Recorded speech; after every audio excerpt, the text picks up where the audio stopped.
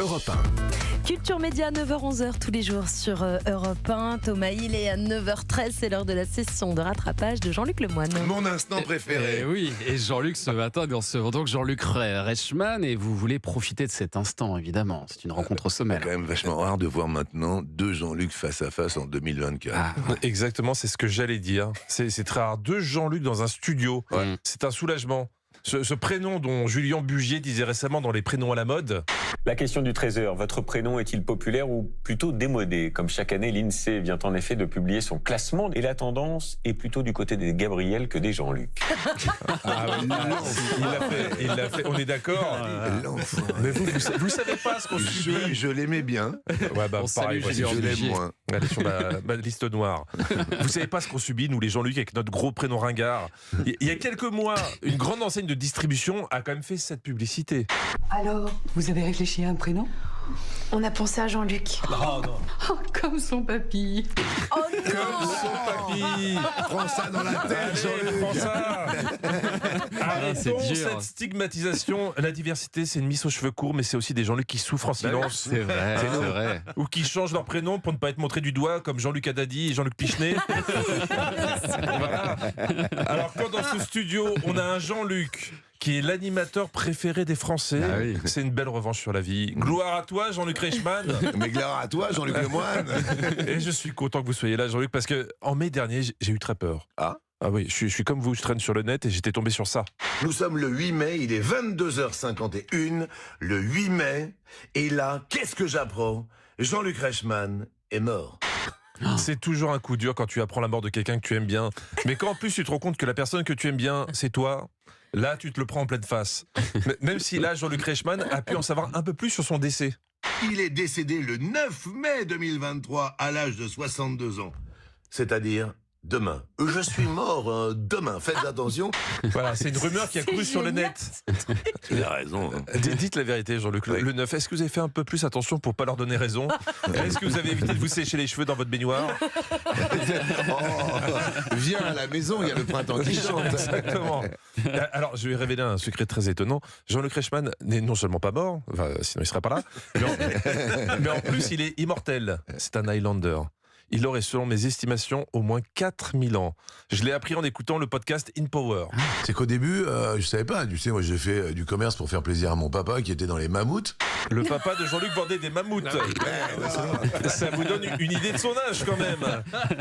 Jean-Luc, les supermarchés, je précise. Eh hein. oui, Mammouth écrase les prix. Non, Ouais. pas du tout, c'est des vrais mammouths. Arrêtez de me casser ma rubrique. J'ai encore des poils de mammouth. Jean-Luc, c'est un homme qui s'est construit dans l'adversité. Là, il nous raconte ses débuts aux amours.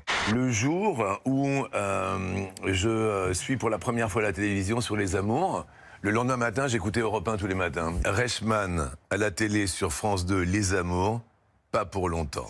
Oh, qu'est-ce qu'il a dit ça? Sur Europe 1, toujours numéro 1 sur l'info. Bon.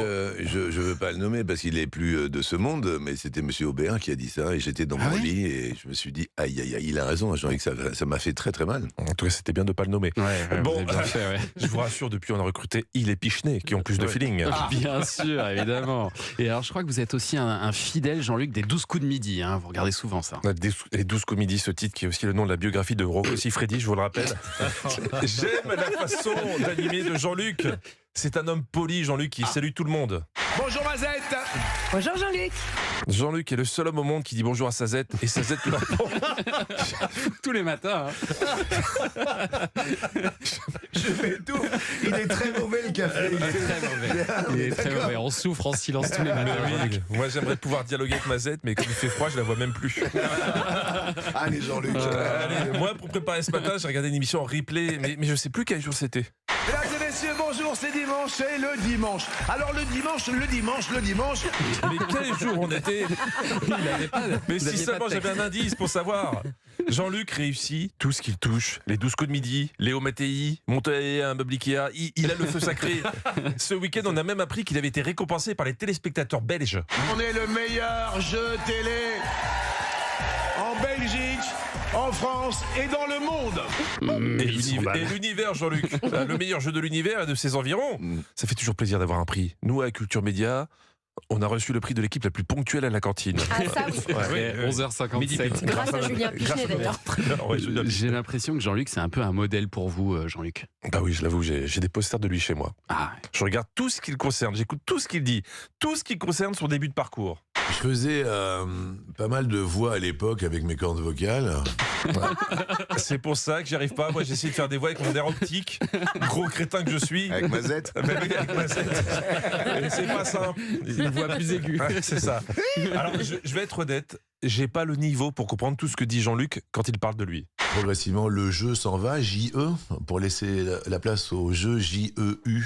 Le jeu s'envole, le J-E, pour laisser place à l'autre. Je joue avec l'autre pour essayer de donner le meilleur de l'autre. Excusez-moi, je suis humoriste, je suis pas philosophe, ça va trop loin. Mais je me suis accroché. À un moment, j'ai compris le jeu J-E et le jeu J-E-U. Et c'est pile à ce moment-là que Jean-Luc a dit... Le jeu s'en va pour laisser la place au nous. Le jeu s'efface et puis le nous arrive. Donc c'est le jeu J-E-U de la vie et je joue avec toi. Ça va, Jean-Luc? Ah non, vous êtes dur là. Moi, je comprends à peine le jeu.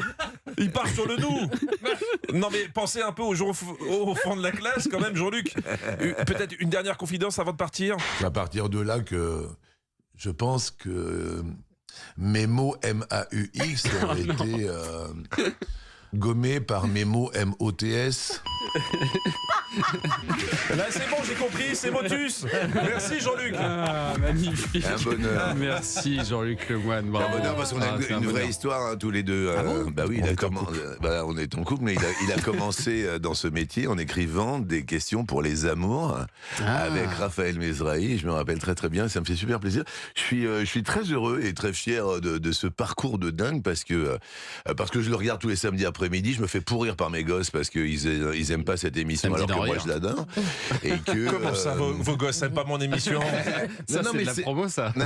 Non, mais c'est vrai parce que sur France 3, le samedi, j'écoute Bah avec un oui, grand bonheur. Mais ça, formidable. tu sais, ça tombe un peu l'heure de la sieste, mais en tous les cas, c'est très très agréable et bravo, je suis très fier de toi parce que c'est un super parcours que tu fais et puis une culture de dingue. Ça confirme ce que vous disiez tout à l'heure, Jean-Luc Ouais. Reichmann, découvreur de talent. Ouais. Voilà, un de ben. plus à son actif. Félicitations Jean-Luc, bravo, Merci, merci à Jean-Luc. toi. On a de la chance de